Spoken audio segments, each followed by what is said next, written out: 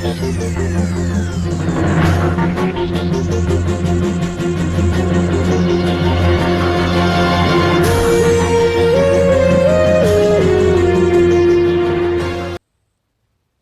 up, guys? It's your girl TJ here. Thank you so much for tuning in again to Talks with TJ. This will be a budget video. I will make sure that I include this video in the budget playlist on my page. If you haven't already, please be sure to go check out the other playlists for sneaker and clothing hauls, because those are only possible by creating a budget that allows for me to save, make extra debt payments, and treat myself. Those are the treat myself aspects of my life. You guys are finding out more about the save and kind of extra debt payments through these budget videos. As always, this information can be found in my free ebook, How to Build a Set Budget. I wrote this and put it out there in 2017. I've sent out over 100 copies now, and I'm so thankful for every single person that's bought, or not bought, but received an ebook. I made it free. I've already discussed that in another video previously of why I chose to make it free. I'm just trying to help and give back to younger people that need some help in managing their money. That being said, one of the very first things I talk about in my ebook, the first four. Now, the Final Four, of course, happened March Madness. If you are a sports fan, you know all about this. My team almost won it all. We almost did it. And then a Dante Inferno happened from Villanova, and you have no idea what I'm talking about. Go look up that kid from Villanova, because he was insane. I don't know how he even came off the bench on that team. I feel like he should have been starting with the way he torched Michigan in that championship game.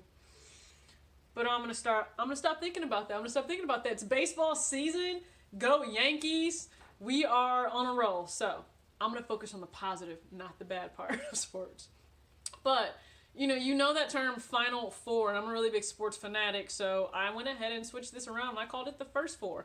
Now, if you follow Dave Ramsey, he calls it the four walls. These are the four walls that you would need to uphold an actual room or a house. I call it the first four. And the first four are the first four things of any budget that you need to take care of.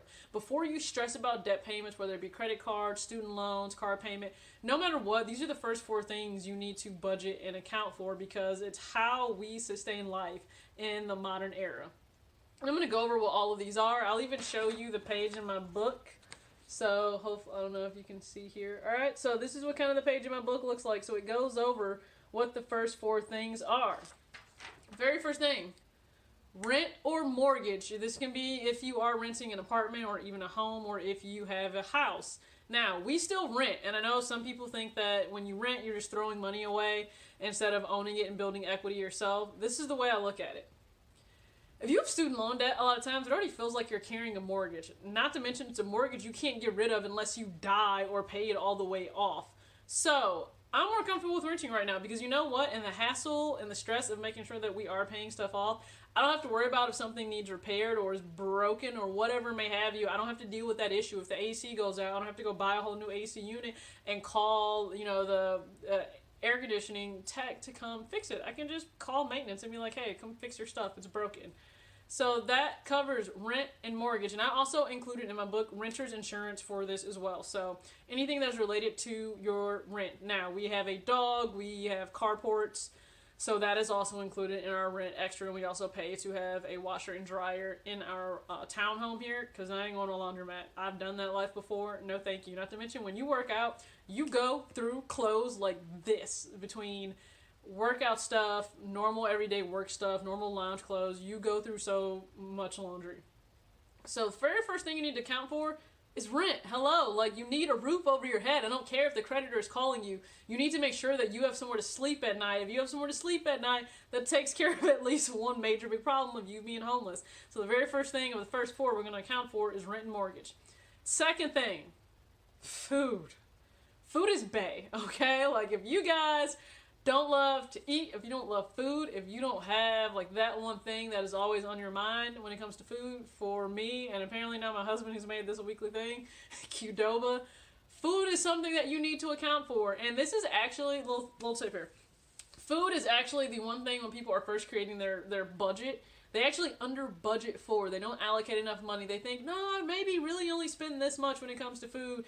And they actually end up spending way more. And if you under budget for when you go to the grocery store and then you bust it open and let's say you only budgeted $100 for 2 weeks, and you go to the grocery store and you under budget, it ends up being 150 or 175. I mean, that can break your budget. What if that's money that you had put aside for a bill or an extra debt payment or something like that? So always make sure that you are budgeting enough for food. Now, personally, for us, I'll just go ahead and tell you, what we budget for food monthly is about 9% of our take-home pay after taxes. And this is only food. This is real food you go to the grocery store to buy. I'm not talking about eating out.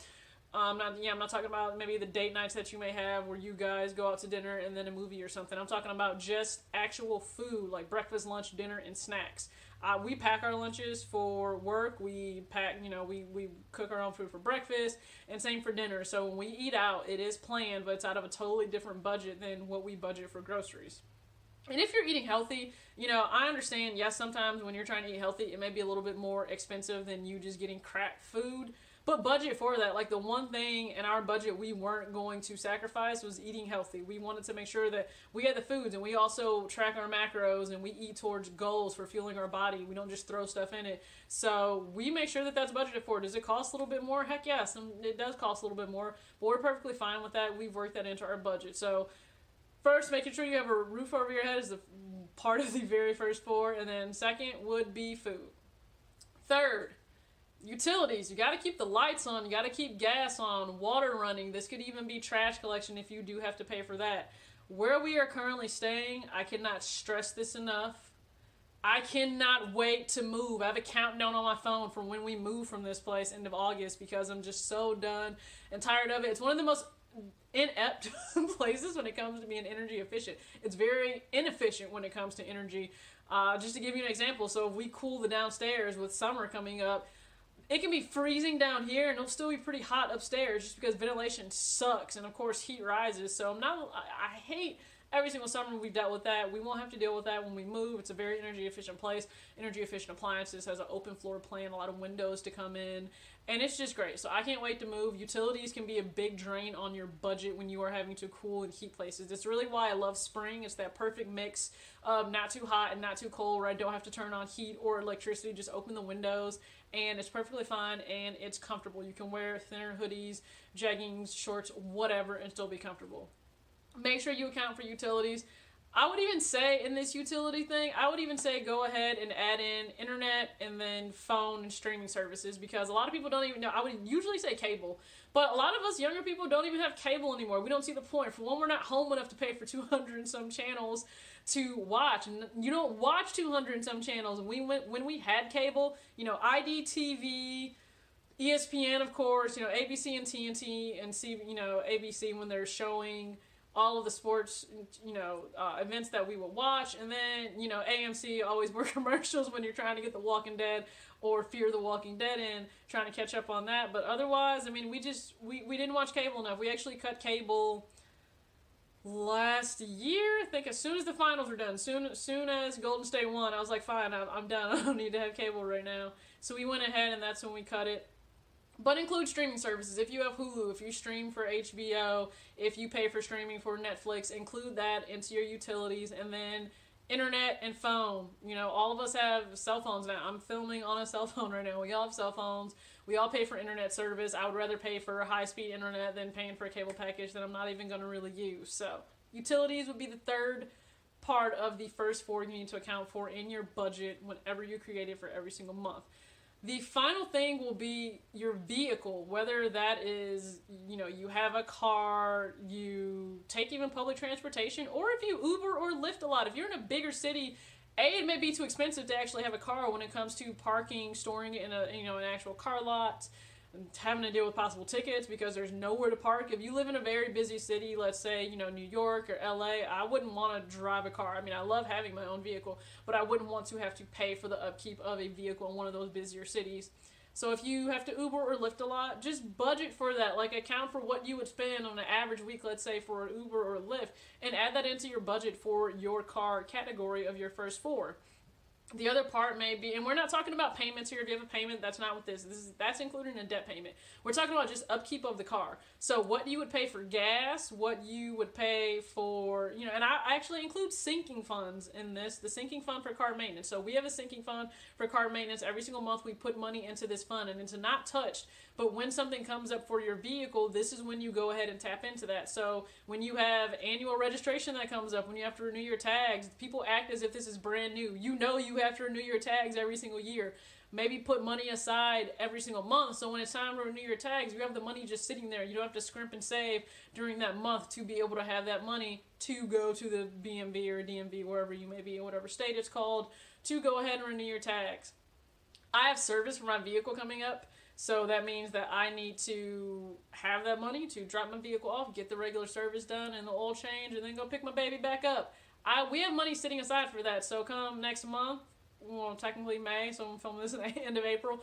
May, when I need to go get my car serviced, I can just pull money from that sinking fund, go take it in, and nothing from our regular budget has to change. So taking care of your car when it comes to gas, maintenance, that would even include your car insurance. For one, please, don't drive around if you don't have freaking car insurance. So that would account for car insurance as well.